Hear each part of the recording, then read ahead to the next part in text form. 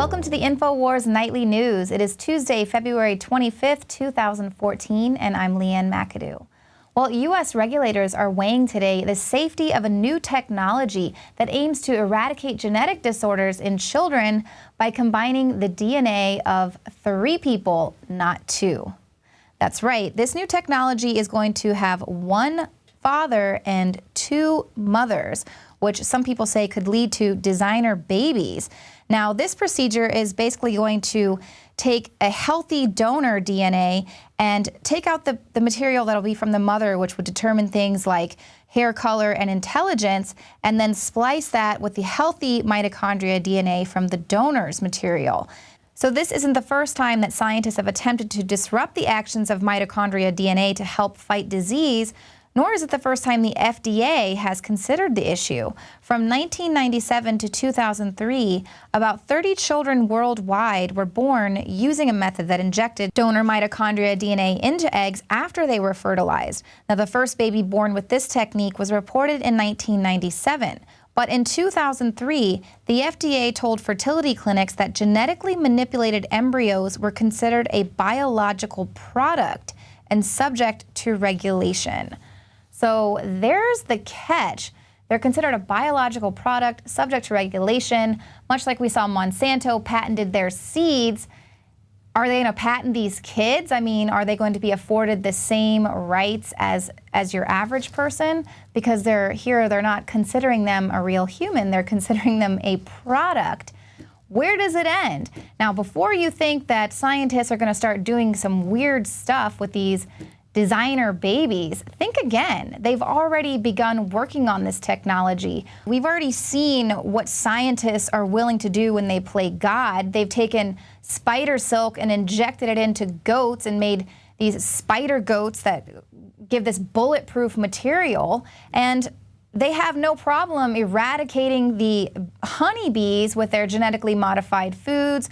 We have human rabbit clones. Science, of course, has made major breakthroughs in drug research and transplant technology by experimenting on chimeras, which is a human-animal hybrid. And Jesse Ventura stormed the gates of the Yerkes Primate Research Facility in Georgia to demand to know the truth on these humanzees, which he believes are already walking amongst us in a sort of Planet of the Apes-esque scenario.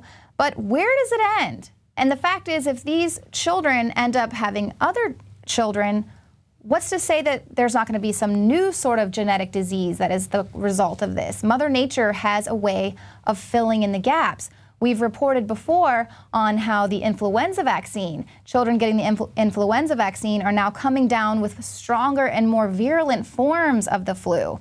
And then there's also the cases of the pertussis vaccine. While it might have eradicated the pertussis strain, it is now creating a new form of Bordetella parapertussis, which is giving children whooping cough-like symptoms. But it's not actually the whooping cough, it's this whole new disease that's being created. So here, is this just Mother Nature sort of filling in the gaps with this technology that we don't even really know what the long-term effects are going to be of messing with the human genome? Is this potentially the cause of the mysterious polio-like illness that's affected a number of children in California? 20 cases have been reported statewide since 2012, when doctors started seeing children with severe weakness or rapid paralysis in the arms or legs, sometimes after a mild respiratory illness. Now, it never states anywhere in this article whether any of these children received a polio vaccine, so it's kind of curious that the Dr. Van Haren, who's a pediatric neurologist studying some of these cases, says that polio vaccines do not protect children from the disease, but he stressed that it's still very important for children to receive that vaccine. So that is something that is extremely curious, much like we have the flu vaccine, which is now mutating and causing new strains of the flu. Are we messing around with nature and science eradicating polio and creating a new form of polio that, even though the number 20 doesn't seem very large, it's actually an alarming number to have this new thing, and just in areas in California? So again, you know, you're messing with Mother Nature, and there are going to be repercussions. But the frightening and really sad reality is that if any of these results from these case studies go against the vaccine industry, there's just too much money behind Big Pharma, too much power for us to probably get any truth about those results.